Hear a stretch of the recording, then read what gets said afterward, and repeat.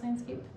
And today I am going to walk you through how to create something like this for yourself with things that you just find out and about.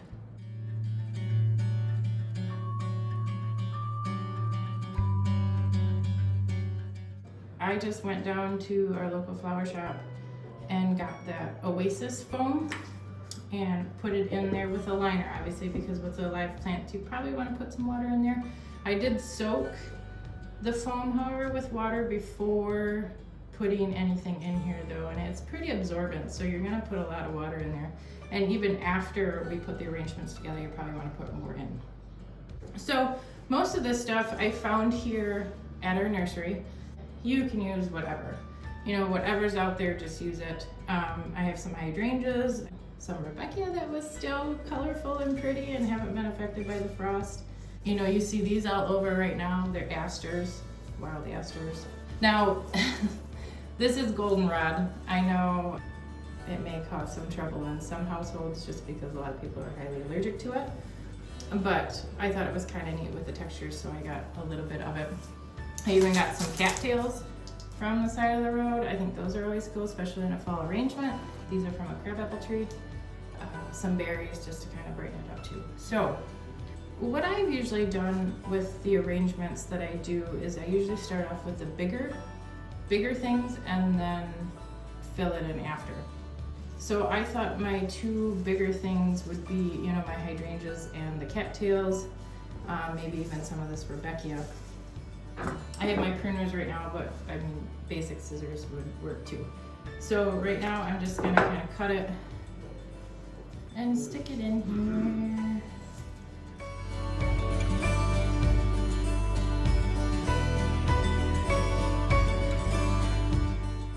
And obviously if it's not placed just right, you can always rearrange it. It's what you want it to look like, which is great. But a lot of times people always say, well, I'm not creative, or I won't be able to do that, and I promise you, you will. You don't always want things in total bloom, because as you go on, you know, obviously these will fade and these will, so that you can just cut those and some will replace it. So it's always nice to put in the ones that aren't blooming either, so that they will bloom eventually. So don't worry about putting too much stuff in there. It's nice to make it nice and full. Get another big thing in there. And I mean, you don't want this to stick out too much because you don't want it to be the highlight, because everything else in there is very nice and pretty. So I think we'll just kind of hide it in there just for a little height, for a little different texture. These are really nice too. The tops to your grasses is kind of neat. They could get kind of messy, but it's always kind of fun to play with these. Adds a little bit of a puffy factor, if you want to say.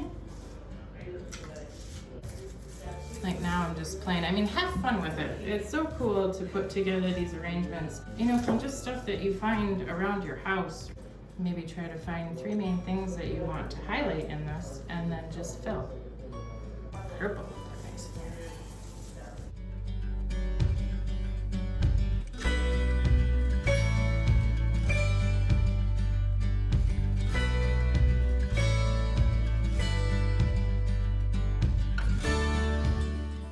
You can find this stuff literally on the side of the road.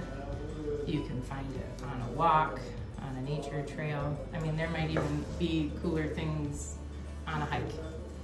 Just bring a bucket with you so that you're prepared.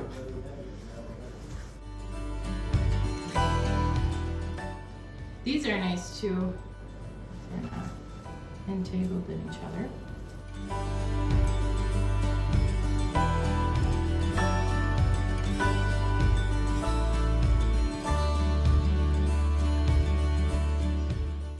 So that's with the berries in there. I think they look pretty nice, texture-wise. I don't know if you can see it, but I hope you enjoyed it. I hope you got some ideas. And if there's ever any questions, obviously you can just call the office and I'd be happy to walk you through something or give you some more ideas. And so you can create something beautiful yourself. Thanks.